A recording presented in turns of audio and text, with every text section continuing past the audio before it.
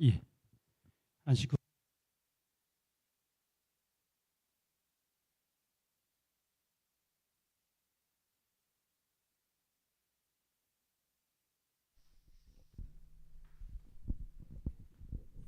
예, 이 저녁에 우리 박영자 어머님 또 이렇게 아유 품주 아직도 불편하신데 또 이렇게 참석을 하셔서 얼마나 기쁘고 반가운지 모르겠습니다.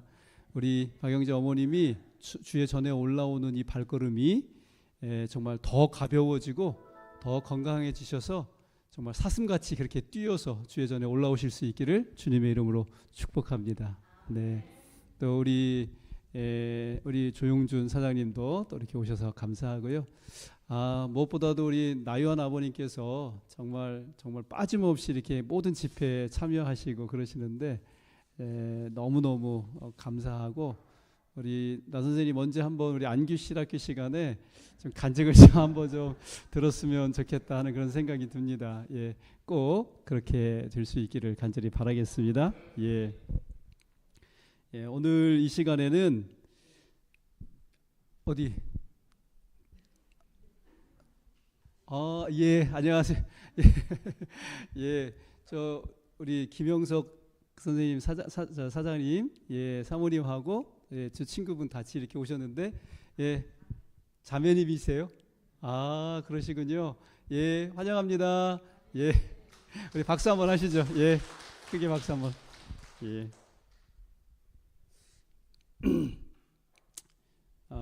오늘 사실은 이제 사무엘상을 좀 마치려고 그래요. 그동안 사무엘상만 계속하니까 조금 지겨우셨죠? 좀 그런 감이 있으십니까?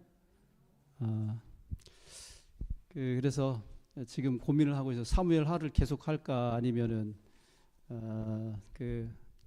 요즘에 핫한 이슈들을 가지고 한번 좀 함께 말씀을 나눌까 좀 고민을 하고 있습니다. 앞으로 좀 시간이 한 전도회도 있고 또 뭐 이렇게 그 월 말이고, 그래서 저희가 또 저 소그룹별로 집회도 또 해야 되고, 그래서 제가 보니까 두세 주 정도 좀 시간이 있는 것 같은데, 제가 그동안 기도하면서 잘 선택해서 화요일마다 성경 연구를 무엇을 할 것인가 또 이렇게 한번 선택을 잘 해보도록 하겠습니다. 오늘 마치는 날인데요. 제목이 뭐예요? 다윗과 사울의 행동 양식 비교입니다. 무엇보다도 사실 사무엘이라고 하는 입지전적인 하나님의 사람이 이제 이 사무엘에 시작을 해서 그 다음에 또 다른 인물이, 그 뒤를 이은 인물이 사울이었어요. 그죠? 그 다음에 그가 하나님께로부터 버림을 받고 이제 누가 드디어 왕으로 가는 길을 지금 걸어가고 있습니까? 다윗이었습니다. 그래서 그런 상황 가운데서 정말 이 사울과 다윗을 비교하지 않을 수 없어요. 그죠? 자연스럽게 이렇게 우리 눈에 그것이 선명하게 드러나는데, 오늘 그 다윗과 이 사울이 똑같은 그런 궁지에 몰리는 그런 상황에 있게 되는데, 이 두 사람이 행동하는 양식이, 그런 상황에 대하여 반응하는 모습이 전혀 다르더라고 하는 것이죠. 오늘 그런 것에 초점을 두고 말씀을 증거하려고 하는데요.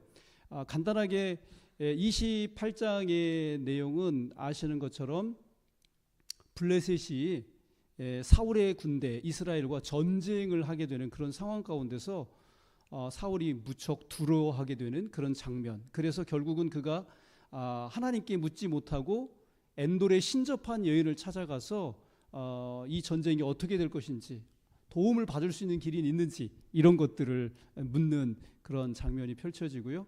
사무엘상 29장에서는 다윗이 아기스의 휘하에 들어가서 이 이스라엘과 전쟁을 해야 하는, 지난번에도 한번 말씀드렸었죠. 다윗이 하나님의 특별한 사람으로 부름을 받아서 이스라엘을 위해서 그들을 보호하고 하나님 백성들을 지키고 돌보아야 될 입장에 있는 사람이 지금 하나님께서 지정하신 땅을 벗어나서 아기스의 휘하에 들어갔다고 하는 것입니다. 그래서 이스라엘을 공격하게 된 곤란한 상황이 지금 된 것입니다. 그런 상황에서 이제 다윗을 싫어하는 블레셋 사람들의 그 신하들이 그를 이렇게 쫓아내죠. 그리고 30장에서는 마지 못해서 다윗과 그 600인이 자기들의 부인과 아이들이 거주하고 있는 성 시글락을 갔더니 누가 거기를 약탈해 갔어요? 아말렉 사람들이 이전에 다윗에게 당했던 그 아픔을 보복하기 위해서 이 다윗의 성 시글락을 침범해 가지고 불태우고 아녀자들을 다 잡아간 그런 상황인 것입니다. 그런 상황에서 다윗이 굉장히 곤궁 가운데 처할 수밖에 없었는데요. 그러나 끝까지 쫓아가서 아녀자들을 정말 무사하게 다 되찾아오게 되는 그러한 행보를 보게 되고 31장에서는 드디어 블레셋과의 전쟁에서 이스라엘 군인들이 패배하고 거기서 이스라엘 왕 사울과 그의 아들 둘이 함께 전사하게 되는 그런 비참한 모습이 바로 여기 이 28장부터 31장까지 있는 내용들인데 다 이것을 통틀어서 오늘 이 다윗과 사울의 행동 양식을 비교해 보면서 말씀을 좀 한번 살펴보도록 하겠습니다. 자, 여기 보니까 고사성어가 하나 나왔어요. 뭐라고요? 사면초가. 이 사면초가라는 말이 뭐예요? 아니 여기 있는 그대로 하면은 뭡니까? 사면이 다. 이 초자는 초나라 할 때 그 초자예요. 그리고 가자는 무슨 가자입니까? 노래 가자. 사면이 다 초나라의 뭐라는 거예요? 노래라고 하는 것이에요. 이 이야기는 사실은 그 한나라라고 하는 그 항우장사하고 또 다른 그 장수가 전쟁을 하게 됐을 때 이 사방이 다 초나라에 이렇게 포위가 돼 가지고 노래를 하게 되는 그런 상황이거든요. 그래서 그 사방에서 초나라 노래가 흘러나온 뜻인데 적에게 완전히 포위되어서 희망이 없는 고립무원의 상태를 이를 때 뭐라고 해요? 사면초가다. 근데 이 말을 우리가 언제 사용을 합니까? 누구에게서도 도움을 받을 수도 없는 아주 곤란하고 힘든 상황에 처하게 되었을 때 우리가 항상 사용하는 말이 뭐예요? 사면초가다, 그렇게 얘기를 하죠. 근데 우리 교회 성도님들 이런 사면초가에 빠져본 적이 있으십니까? 있으세요, 없으세요? 있지요. 아마도 우리 모두가 다 이런 곤경에 처해 봤을 거라는 그런 생각을 가져봅니다. 근데 여기서 우리가 한 가지 짚고 넘어가야 할 것이 있어요. 그러면 여러분, 우리가 예수님을 믿으면, 자, 이제 우리 나 선생님도 그렇고 또 우리 박영자 어머님도 그렇고 지난 안식일에 이제 침례를 받고 명실공히 하나님의 귀한 아들과 따님이 되셨잖아요. 우리가 이렇게 예수를 믿으면 이제 교회를 다니게 되면 우리에게서 모든 어려움과 슬픔과 고난에서 면제를 받습니까? 어때요? 그래요, 안 그래요? 안 그렇죠? 근데 우리도 때때로 믿는 우리까지도 오해를 하게 되는 경우가 있더라고 하는 것입니다. 교회를 다녀봐도 내 형편과 처지가 나아지거나 이렇게 새로워지지 않고 외려 더 악화가 될 때가 있더라고 하는 것이죠. 그러니까 무슨 얘기냐면 우리는 예수님 믿는 것을 마치 도깨비 방망이를 갖고 있는 것처럼 생각하는 경우가 있더라고 하는 것입니다. 그러나 여러분, 그렇지 않아요. 그죠? 예수 믿는 사람도 교통사고 나고요. 예수 믿는 사람도 암에 걸리게 되고요. 예수 믿는 사람도 자녀가 잘못되는 경우도 있고요. 그래요, 안 그래요? 예, 그렇다고 하는 것입니다. 이 사탄의 권세 아래에 있는 이 땅에 우리가 발을 붙이고 사는 이상 생각지 못했던 일들로 인해서 우리가 어려움에 빠지게 되는 경우가 허다하다고 하는 사실에 대해서 우리가 좀 염두를 둘 필요가 있겠다 하는 것입니다. 그래서 오늘 이제 여기 성경에 보면은 다윗과 사울의 사면 초과에 대해서 얘기를 하는데 이 오늘 우리가 찾아서 볼 이 본문에 보니까 다윗과 사울의 이 사면 초과를 뭐라고 그랬냐면 뭐라 그래요? 군급. 우리가 이제 뭐 오늘 성경 본문을 읽지 않았습니다만 앞으로 읽을 것입니다. 근데 여기 보니까 다윗과 사울이 처한 공궁을 갖다가 여기서는 사면초가를 군급이다 그렇게 표현을 했는데, 군급이라고 하는 말을 갖다가 사전에서 찾아보니까 뭐라 그랬냐면 일이 막혀서 급함 그렇게 써놨더라고요. 일이 막혀서 급하다고 하는 것이에요. 그래서 이 시간 다윗과 사울이 만난 군급은 어떤 상황이었는지 살펴보고, 이 두 사람은 이런 군급함을 어떻게 해결하고 처신했는지를 비교해 보면서 우리가 그리스도인으로서 이런 어려움을 만날 때 과연 어떻게 행동하는 것이 바르고 합당한 것인가 한번 살펴보도록 하겠습니다. 먼저 사울을 보겠습니다. 다 같이 한번 읽어볼까요? 시작. 사무엘이 사울에게 이르되 네가 어찌하여 나를 불러 올려서 나로 분욕해 하느냐. 사울이 대답하되 나는 심히 군급하나이다. 블레셋 사람은 나를 향하여 군대를 일으켰고 하나님은 나를 떠나서 다시는 선지자로도 꿈으로도 내게 대답지 아니하시기로 나의 행할 일을 배우려고 당신을 불러 올렸나이다.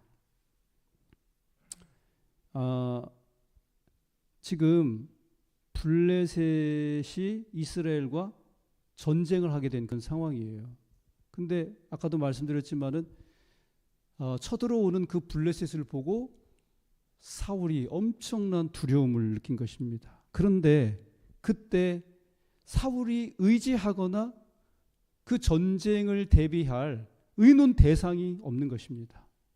여러분 한번 생각해 보세요. 그동안 사울이 했었던 일이 어떤 일들입니까? 우리가 지금 사무엘상을 쭉 이렇게 공부해 와서 그래도 어느 정도 이게 잔상으로도 남아 있을 것 같은데, 사울이 그동안 해왔었던 일들이 어떤 일들이에요? 누구를 쫓아다녔어요? 다윗을 이잡듯이 쫓아다녔잖아요. 그러니까 다윗을 쫓느라고 허비한 그 정력, 그러니까 그러는 동안에 뭐 또 소홀히 하게 된 거예요. 나라를 돌보고 국방을 지켜야 될 그런 의무도 소홀히 할 수밖에 없었다고 하는 것이죠. 그때 그런 상황에서 마지못해서 이 사울이 그동안 하나님께 묻지 않았었는데 여호와께 물었습니다. 그랬더니 하나님께서 답을 주셔요, 안 주셔요? 답을 주시지 않더라고 하는 것이죠. 여러분, 왜 여호와 하나님께서 사울이 그렇게 군급한 상황에서 아뢰고 여쭈었는데 하나님께서 아무런 답을 주시지 않으셨던 걸까요? 여기 잠언 1장에 보면은 이런 말씀이 있어요. 여기 24절부터 27절까지 먼저 제가 한번 읽어보겠습니다. 내가 부를지라도 너희가 듣기 싫어하였고 내가 손을 펼지라도 돌아보는 자가 없었고 도리어 나의 모든 교훈을 멸시하며 나의 책망을 받지 아니하였은즉 너희가 재앙을 만날 때에 내가 웃을 것이며 너희에게 두려움이 임할 때에 내가 비웃으리라. 너희의 두려움이 광풍같이 임하겠고 너희의 재앙이 폭풍같이 이르겠고 너희에게 근심과 슬픔이 임하리니. 여기서 지금 나라고 표현된 여기 1인칭은 지혜를 가리키는, 지혜를 이제 의인화해서 이렇게 이야기한 건데, 사실은 이 지혜가 누구라고 해도 똑같은 말이 돼요.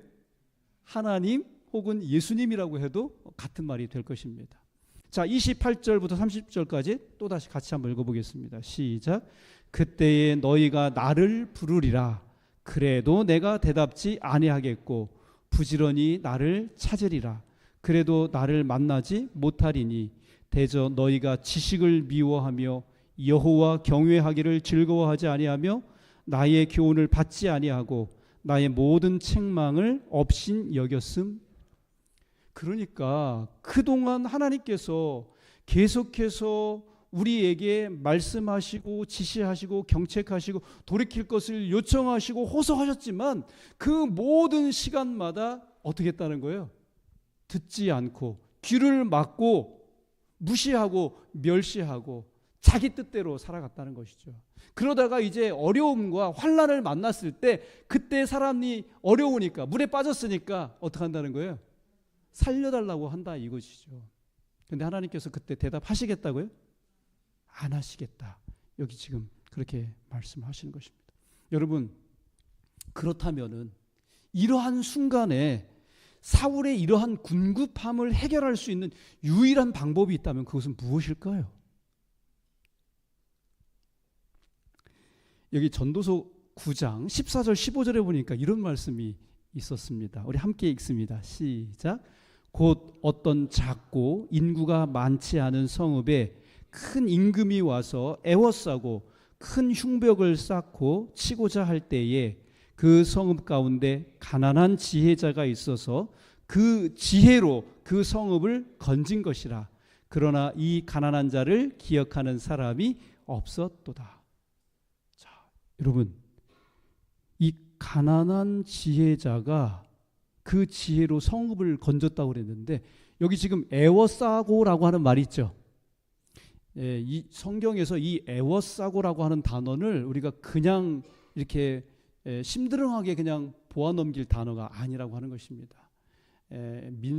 신명기에 보면은 이 애워싼다고 하는 신명기 28장에 보면은 복과 저주의 장이 28장에 나오죠. 근데 거기 보면 하나님의 백성들이 언약을 맺은 하나님의 백성들이 하나님을 떠나서 자기 뜻대로 살고 고집하고 죄의 길을 이렇게 고집할 때 결국 하나님께서 그들을 되도록이기 위해서 그들에게 저주를 보내시거든요.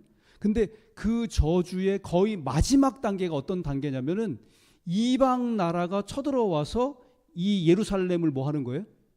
애워싸는 것입니다. 그러니까 지금 이 애워쌌다고 하는 것은 지금 이 상황이, 그러니까 다시 말하면은 우리 이 백성들이 애워싸임을 당한 하나님의 백성들이 하나님과 좋은 관계를 유지하고 믿음으로 살았다는 얘기예요? 자기 뜻대로 자기 고집대로 살았다는 얘기예요?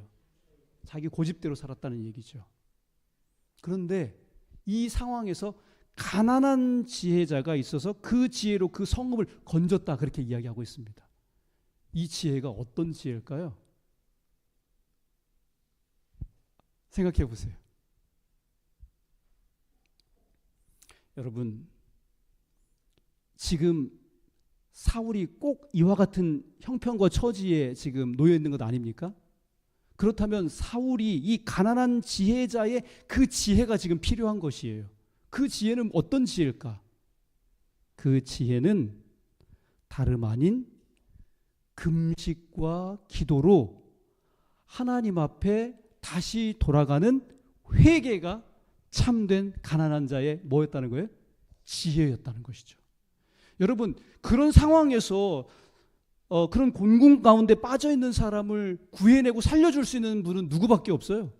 하나님밖에 없어요. 그렇다면 하나님께서 그런 일을 하실 수 있도록 어떻게 하는 게 합당한 것입니까? 어떻게 하는 게 참된 지혜겠어요? 하나님께로 돌아가서 하나님의 방법과 하나님의 뜻대로 살겠다고 이렇게 회개하고 돌이키는 것이야말로 이것이 가난한 자가 가지고 있었던 참된 뭐라는 거예요? 지혜라고 하는 것이죠. 근데 여러분, 실제로 성경에 보면 이렇게 했던 사람이 있더라고 하는 것입니다. 여기 역대하 20장 3절로 4절입니다. 다 같이 읽습니다. 시작. 여호사밧이 두려워하여 여호와께로 낯을 향하여 간구하고 온 유다 백성에게 금식하라 공포하며 유다 사람이 여호와께 도우심을 구하려고 하여 유다 모든 성읍에서 모여와서 여호와께 간구하더라. 여기 앞에 부분을 보면은 이 여호사밧 왕이 남방 유다 왕인데 그와 연원을 맺은 북방 이스라엘의 아합 왕에게 가가지고 그를 도와주고 온 일이 있었어요. 근데 여러분, 그게 하나님의 뜻이었을까요? 아니죠. 그래서 하나님의 선지자로부터 여호사밧이 질책을 받았습니다. 그러고 있지 않아서 얼마 후에 모압 자손과 암몬 자손과 몇 마온 사람들이 연합 그 전선을 편 것입니다. 이렇게 함께 해가지고 누구를 치러 왔냐면 여호사밧을 치러 온 거예요. 그러니 여호사밧이 두려워하지 않겠습니까? 그런데 이 여호사밧이 그 문제를 어떻게 해결했는가? 여러분, 그 문제를 어떻게 해결했다고요? 그 가난한 자의 지혜를 빌린 것입니다. 그 지혜가 뭐였어요? 예, 이렇게 금식하고 회개하여 하나님께 나아간 것입니다. 여기 지금 보면 그가 여호사밧이 기도하면서 오직 주만 바라보나이다 라고 그렇게 간절히 기도하고요. 유다 모든 사람은 그 아내와 자녀와 어린 자로 더불어 여호와 앞에 서게 되는 놀라운 그런 회개의 이 역사가 일어나게 된 것입니다. 여러분, 전쟁을 준비하는데 뭘로 준비했어요? 여러분, 전쟁을 하려면 뭐가 있어야 돼요? 탱크도 있어야 되고, 저 폭탄도 있어야 되고, 막 그렇잖아요. 그런 걸 준비해야 되잖아요. 근데 이 여호사밧은 어떻게 전쟁을 준비했다고요? 금식 기도하고 회개함으로 전쟁을 준비했다고 하는 것입니다. 그러니까 이 여호사밧은 전쟁을 정치적인 관점으로 준비한 것이 아니라 신앙적 관점에서 그것을 바라보았다고 하는 것입니다. 그래서 여기 결국 잠언 28장 9절에 보면은 다음과 같은 말씀이 있습니다. 같이 읽습니다. 시작. 사람이 귀를 돌이키고 율법을 듣지 아니하면 그의 기도도 가증하니라. 사울이 하나님 나 지금 죽을 것 같아요. 나 좀 살려주세요. 아무런 이렇게 기도해봤자 소용 있다고요, 없다고요? 뭐 하지 아니하고는요? 돌이켜서 하나님의 율법에 순종하고 그 말씀을 따라가려고 하는 그런 참된 회개의 역사가 없으면 아무리 기도해도 의미가 없다는 것입니다. 그래서 토이라고 하는 사람이 이 부분을 주석하면서 이렇게 이야기했어요. 기도자가 하나님의 말씀에 귀머거리가 될 때 하나님도 그 기도자의 기도에 귀머거리가 되신다. 여러분, 우리에게 만약 문제가 있다면 지금 현재 내가 처한 상황이 정말 이렇게 사방이 가로막혀 있는 사면 초가의 그런 상황이고 군급의 상황이라면 이런 문제를 해결할 수 있는 유일한 방법은 뭐밖에 없다는 거예요? 우리 자신을 돌아보고 회개하여 하나님 앞에 나아가야 한다고 하는 것입니다. 그런데 사울은 그렇게 했어요, 안 했어요? 그렇게 하지 않더라고 하는 것이죠. 사울은 회개는커녕 오히려 금지된 영역으로 그 발걸음을 옮기게 되었습니다. 여기 사무엘상 18장 7절 8절 다 같이 읽습니다. 시작. 사울이 그 신하들에게 이르되 나를 위하여 신접한 여인을 찾으라. 내가 그리로 가서 그에게 물으리라. 그 신하들이 그에게 이르되 보소서 엔돌에 신접한 여인이 있나이다. 사울이 다른 옷을 입어 변장하고 두 사람과 함께 갈새 그들이 밤에 그 여인에게 이르러는 사울이 가로되 청하노니 나를 위하여 신접한 술법으로 내가 네게 말하는 사람을 불러 올리라. 그래서 누구를 불러 올린 거예요? 사무엘을 불러 올린 것입니다. 그래서 아까 우리가 본문에서 읽었을 때 거기 사무엘이 나오는데 그 사무엘은 진짜 사무엘이 아니라 신접한 자가 신접한 술법으로 불러 올린 가짜 사무엘이에요. 근데 여러분, 이 사울이 정말 곤궁하니까 어쩔 수가 없으니까 지금 누구한테라도 가려고 한 거예요. 자기의 지금 이 상황이 어떻게 될 것인지 너무나도 궁금하고 답답한 거예요. 근데 성경은 이 신접한 자에 대해서 어떻게 이야기하는가, 무엇라 명령하고 있는가. 이사야 8장 19절 말씀 다 같이 읽습니다. 시작. 혹이 너희에게 고하기를 지절거리며 속살거리는 신접한 자와 마술사에게 물으라 하거든 백성이 자기 하나님께 구할 것이 아니냐 산자를 위하여 죽은 자에게 구하겠느냐 하라. 그러니까 구하라는 거예요, 말라는 거예요? 말라는 거죠. 그리고 레위기 19장 31절과 20장 6절에 신접한 자에 대해서 다음과 같이 이야기합니다. 같이 읽습니다. 시작. 너희는 신접한 자와 박수를 믿지 말며 그들을 추종하여 스스로 더럽히지 말라. 나는 너희 하나님 여호와니라. 음란하듯 신접한 자와 박수를 추종하는 자에게는 내가 진노하여 그를 백성 중에서 끊으리니. 여러분, 여기 신접한 자가 오늘날로 말하면 쉽게 말하면은 뭐예요? 무당에. 저도 무당이 작두 타는 거 봤거든요. 와, 정말 무섭더라고요. 근데 요즘에 무당도요, 습득 무당이 있고 내림 무당이 있대요. 습득 무당은 뭐예요? 배워서 하는 무당 하는 거예요. 배워서. 근데 이 배워서 하는 무당이 진짜 신이 내려가지고 신 받은 사람 당해낼 수 있을까요? 없을까요? 없지요. 근데 여러분, 결국 그 불러 올린 그 사무엘이 사울에게 무슨 얘기예요? 바른 얘기 해줬어요? 아니면 틀린 얘기 해줬어요?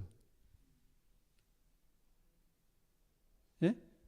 올바른 얘기 해줬어요? 아니면 틀린 얘기 해줬어요? 사실을 사실대로 얘기했어요? 아니면 이렇게 돌려서 말했어요? 사실대로 말했죠. 쉽게 말하면 그 이야기 듣고 사울이 완전히 그 넋이 완전히 나가고 기가 완전히 다 빠져버리게 됐어요. 그리고 전쟁터에 나가서 결국은 어떻게 된 겁니까? 그 말대로 죽게 되죠. 오늘 우리는 사울의 선택을 통해서 정말 우리 마음속에 깊은 결심과 각오를 다져야 할 필요가 있다고 하는 것입니다. 근데 사울이 이런 지경에까지 이르게 된 직접적인 원인이 무엇인가? 그것은 무엇이냐면 다윗에 대한 무엇 때문이었어요? 질투, 시기심 때문이었다고 하는 것이죠. 그리고 자기가 가지고 있는 이 자리에 연연하는 그 욕심 때문이었다고 하는 것입니다. 질투심, 시기심, 욕심 이런 것들이 사울에게 끊임없이 주어지는 사무엘의 권고와 성령의 감화와 하나님의 임재를 완전히 차단해 버린 것입니다. 그래서 하나님께서 그에게 아무리 호소한다 할지라도 그 하나님의 요구가 귀에 들리질 않는 것입니다. 그 누구의 권면도 용납할 수가 없었다고 하는 것이죠. 그리고 하나님의 금지하신 영역, 이 신접한 자를 처음에는 사울이 왕이 되어가지고 다 어떻게 했어요? 쫓아내고 죽이거나 이렇게 했거든요. 그런데 결국 자기가 곤궁한 상황에 들어가니까 누구를 찾더라고요? 신접한 자를 찾아가더라고 하는 것입니다. 그러므로 사랑하는 우리 서천교회 성도 여러분, 우리의 심령이 하나님의 세미한 음성과 그 간절한 호소에 반응할 수 있도록 우리의 양심을 잘 이렇게 살펴보시게 되기를 간절히 바랍니다. 특별히 시기심과 질투심과 어떤 욕심에 우리의 마음이 흐려지지 않도록 그리스도 앞에 우리 자신을 늘 새롭게 하는 그러한 성령의 사람들이 다 되시기를 주님의 이름으로 축복합니다. 여기 정료의 계단 33쪽에 있는 말씀 또 한번 같이 읽겠습니다. 시작. 죄를 범하는 행동마다 그리스도의 은혜를 멸시하고 저버리는 것마다 그 영향은 그대들 자신에게로 돌아오는 것이다. 또 그것이 마음을 완강하게 하고 의지를 약하게 하고 지각을 마비시켜 그대로 하여금 하나님의 성신의 간절한 탄원에 응할 생각을 적어지게 할 뿐 아니라 능도 없어지게 하는 것이다. 예, 아멘입니다. 자, 그러면 다윗은 이런 군급한 상황에서 어떻게 했을까요? 다윗의 군급에 대해서 우리 사무엘상 30장 6절에 기록되어 있는데 함께 읽어보겠습니다. 시작. 백성이 각기 자녀들을 위하여 마음이 슬퍼서 다윗을 돌로 치자 하니 다윗이 크게 군급하였으나 그 하나님 여호와를 힘입고 용기를 얻었더라. 여러분, 지금 다윗이 크게 군급했다고 그러는데 도대체 이 상황이 어떤 상황인가?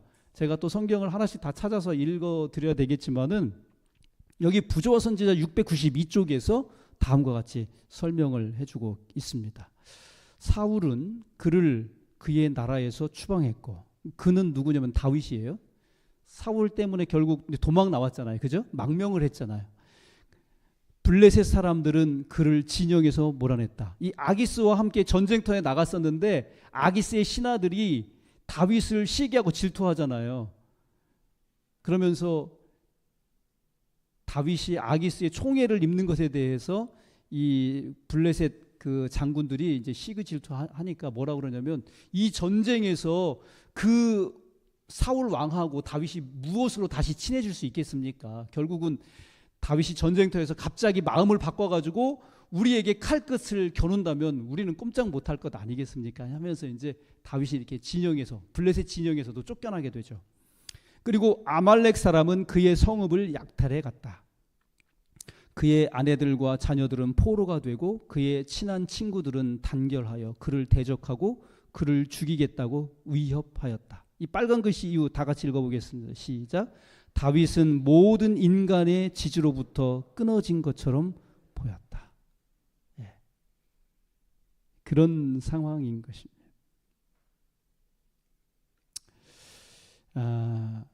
여러분, 이럴 때 다윗이 우리에게 보여준 것은 무엇이에요?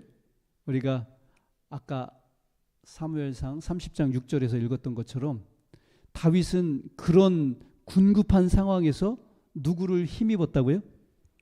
여호와를 힘입고 용기를 얻었더라. 이렇게 기록하고 있습니다. 여기서 이 부조화선자 692쪽에 보니까 이런 말씀이 있어요. 이 같은 극도의 궁지에 몰린 시간에 다윗은 그의 마음을 그 고통스러운 환경에 집착시키지 않고 그 대신 도움을 구하기 위하여 하나님을 열렬히 바라보았다. 다윗이 그 하나님 여호와를 힘입고 용기를 얻었더라. 그는 다사다난했던 과거의 생애를 회고하였다. 여호와께서 그를 버리신 적이 있었던가? 그의 마음은 수많은 하나님의 은총의 증거들을 회상하고 활기를 띠었다. 그러니까 다윗이 그 하나님 여호와를 힘입었다고 하는 이 얘기는 무슨 얘기냐면, 지나간 과거를 이렇게 회상을 하면서 하나님께서 그를 궁지 가운데서 매 순간마다 지키시고 돌보시고 살려주셨던 그 모든 순간들을 다시 뭐 했다는 거예요? 기억할 수 있었다고 하는 것이죠. 여러분, 여호와 하나님을 힘입는다고 하는 것은 지나간 과거에 우리의 삶을 인도하시고 지켜주시고 돌보신 우리 하나님에 대한 그 손길을 하나하나 다 회상하는 것이 바로 여호와를 뭐 하는 것이라고요? 힘입는 것이라고 오늘 우리에게 가르쳐주고 있습니다. 여러분, 그래서 그가 그 순간, 그 공궁의 순간에 인간적인 어떤 방법이나 사람을 찾거나 이렇게 한 것이 아니라 그를 정말 그 위기 가운데서 건져내 주실 수 있는 하늘의 하나님 아버지만을 뭐 했다고요? 바라보고 그에게 도움을 구했다고 하는 것입니다. 결국 그래서 하나님께서는 그에게 답을 주셨고 위기를 극복하게 하셨고 쫓아가서 아말렉 사람들로부터, 잔치하고 있는 아말렉 사람들 방심하고 있었죠. 네, 그런 틈을 타가지고 그들을 그 자기 부인과 자녀들을 다 다시 도로 찾아오게 되는 그 역전을 또 경험케 하더라고 하는 것입니다. 오늘 우리 서천교회 성도님들의 삶에도 이렇게 힘들고 혹시 어려운 일들이 있으실 때 다시금 우리 하나님만을 바라보시게 되기를 간절히 바랍니다. 특별히 우리 박영자 어머님, 요즘에 힘들고 참 어려우신데 건강으로 인해서 이러한 순간에 우리 하나님을 바라보시게 되기를 간절히 바랍니다. 하나님께서 정말 우리 박영자 어머님에게 놀라운 구원과 또 치료의 은총을 베푸실 것을 확신합니다. 우리 지난번에 몸이 너무나도 가렵고 약을 써도 소용이 없고 병원에 가도 소용이 없고 이랬는데 우리 어머님이 지난번에 방문했더니 하시는 말씀이 뭐라고 그러냐면, 기도도 할 줄 모르지만은 십자가 바깥에 유리창문 이렇게 너머로 보이는 십자가를 바라보고 하나님 저 좀 살려주세요 하고 기도하셨다고 그러시더라고요.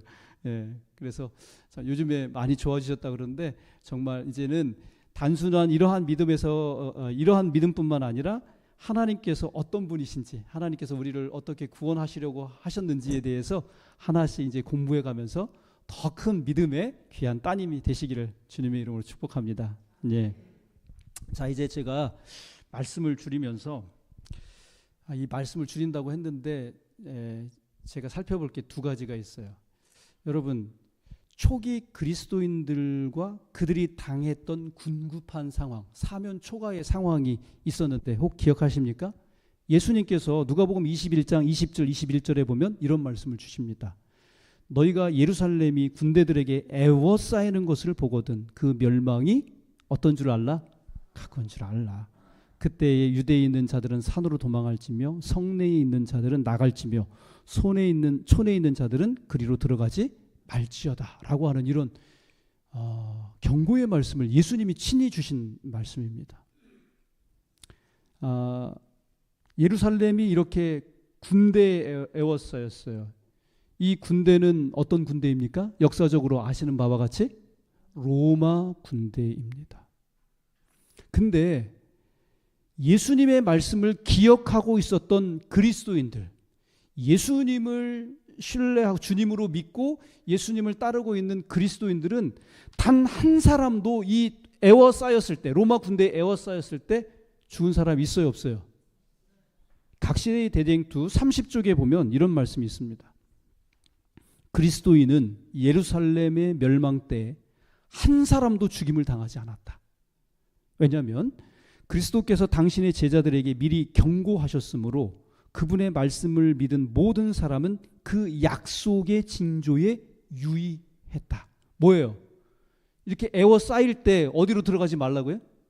예루살렘 성으로 들어가지 말라는 것입니다. 그런데 여기 한번 보세요. 로마군은 세스티우스의 지휘 아래 그 성을 포위하였다. 그러나 모든 면에서 즉각적으로 공격하기 유리한 것처럼 보였을 때에 그들은 갑자기 그 포위를 풀고 뭐 했다고요? 이 로마 군대가 예루살렘 성을 이렇게 에워쌌다고 하는 것입니다. 그런데 이제 그들이 쳐들어오면 꼼짝없이 멸망당해야 될 상황인데 갑자기 이유도 모르고 어떻게 됐다는 거예요? 그 포위를 풀고 퇴각을 했다는 것이에요. 이때가 기회였다는 것이죠. 그래서 모든 그리스도인들은 그 성에서 어떻게 한 거예요? 예루살렘 성에서 탈출을 한 것입니다. 근데 여러분, 우리가 다니엘서와 요한계시록을 연구해 보면 이 세상 역사의 마지막 때에 하나님을 신실히 섬기는 하나님의 백성들도 또 한 번 이렇게 포위되고 군급한 상황, 사면초가의 상황에 몰릴 것을 이야기하고 있습니다. 그것을 계시록 14장 9절로 10절에서는 다음과 같이 이야기합니다. 다 같이 한번 읽어볼까요? 시작. 또 다른 천사 곧 셋째가 그 뒤를 따라 큰 음성으로 가로되 만일 누구든지 짐승과 그의 우상에게 경배하고 이마에나 손에 표를 받으면 그도 하나님의 진노의 포도주를 마시리니. 예, 여기는 저희가 설명해야 하고 공부해야 할 기본적인 예언 공부를 좀 해야 합니다만은 이 이야기는 결국은 여기서 짐승이라고 하는 것은 무엇을 이야기하냐면 국가를 의미하는 것입니다. 예. 그리고 그의 우상이라고 하는 것은 국가와 같이 똑같은 그런 흉내를 내고 똑같은 모습을 가지고 있는 어떤 종교 단체를 이야기하는 것입니다.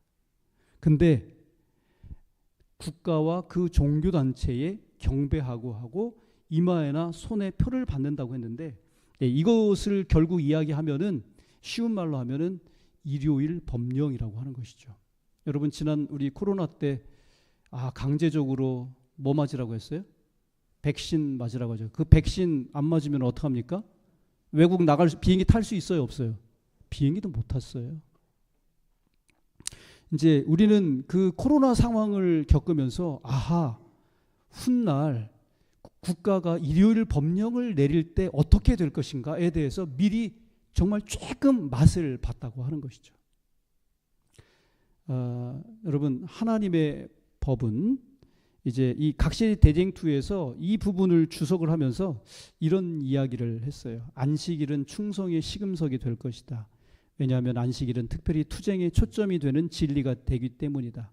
사람들에게 마지막 시련이 닥쳐올 때 하나님을 섬기는 사람들과 섬기지 아니하는 자들을 구별하는 선이 그어질 것이다. 그러면서 넷째 계명을 지키는 대신에 국가의 법률과 일치되도록 거짓 안식일을 지키는 것은 하나님과 반대되는 세력에 충성하는 표가 되는 한편 하나님의 율법을 조차 참 안식일을 지키는 것은 창조주께 충성하는 증거가 된다. 그리하여 한 계층의 사람들은 세상의 세력에 복종하는 일을 받음으로써 짐승의 표를 받는 반면에 다른 한 계층의 사람들은 하나님의 권위에 충성하는 표를 받는 길을 택함으로써 하나님의 인을 받게 된다.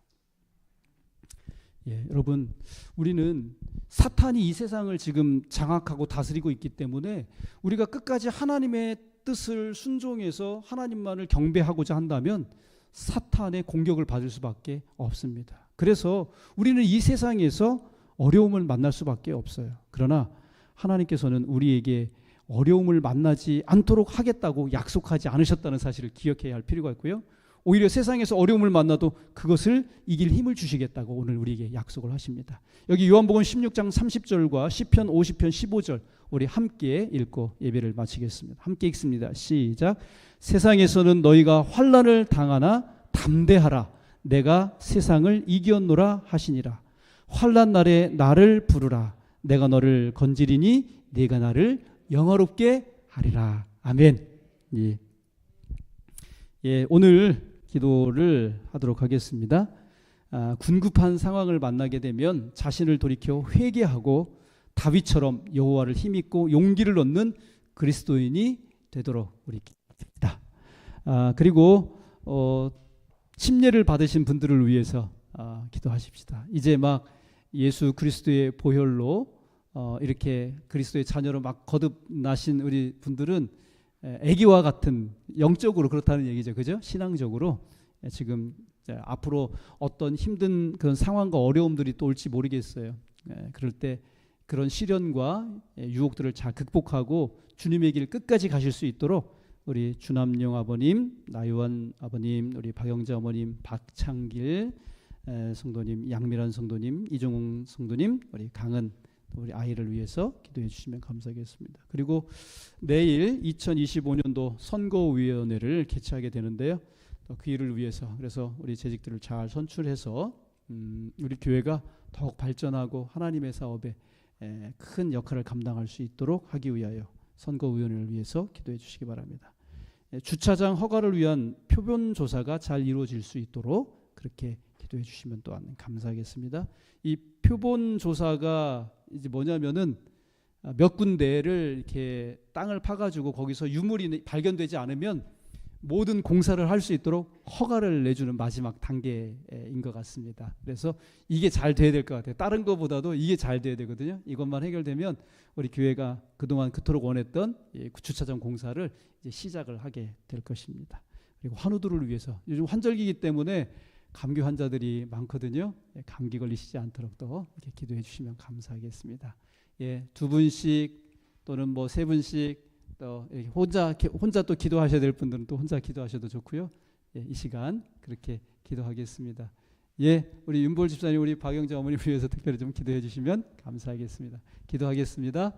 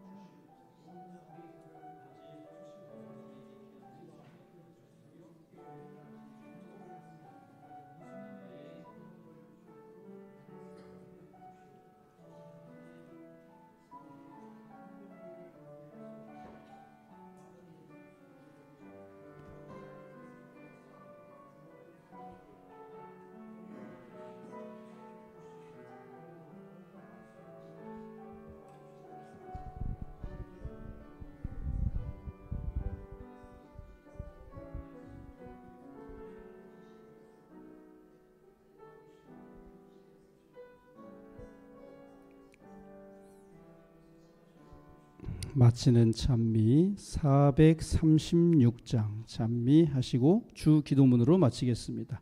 436장입니다.